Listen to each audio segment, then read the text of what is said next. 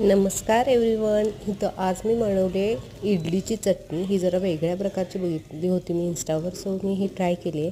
आणि कांदा घेतला आहे आपण, मिरची घेतली, लाल सुकी मिरची, टोमॅटो, शेंगदाणे आणि फुटाण्याची डाळ, कढीपत्ता ॲड केला आहे आपण. हे जरासं तेल टाकून आपण परतून घ्यायचं आहे. चांगलं मऊ झाला कांदा की मग आपण ते मिक्सरच्या भांड्यात काढून घ्यायचं आहे.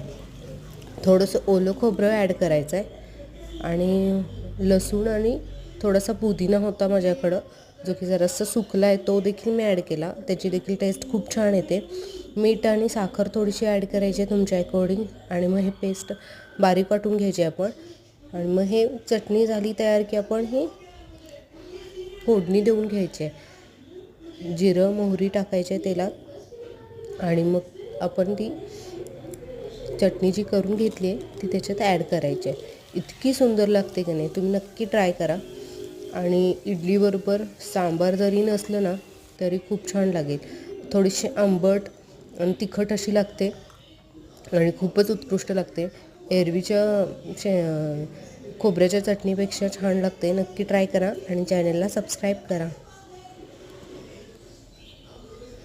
हे बघू शकताय, मी पहिल्यांदाच ट्राय केली होती, पण इतकी सुंदर झाली होती ती. मला पर्सनली खूप आवडली आहे. तुम्ही नक्की ट्राय करा आणि चॅनलला सबस्क्राईब करायला विसरू नका.